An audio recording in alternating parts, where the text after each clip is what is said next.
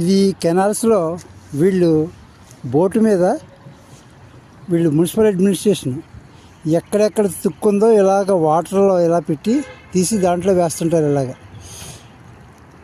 ఇది యాక్చువల్గా మన ఇరిగేషన్ డిపార్ట్మెంట్ చేయాలి వర్క్ అంతా కూడా.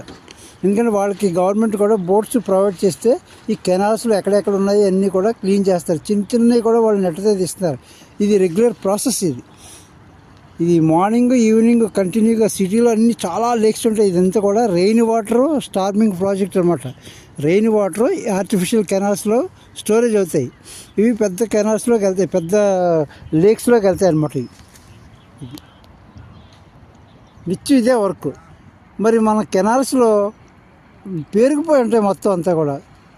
దీన్ని గుడ్ గవర్నెన్స్ అంటారు. మరి ఈ సిస్టమ్ మనం కూడా కొంచెం ఫాలో అవుదాం, నీటిని కాపాడుదాం, ప్రకృతి దేవుడి కింద భావిద్దాం.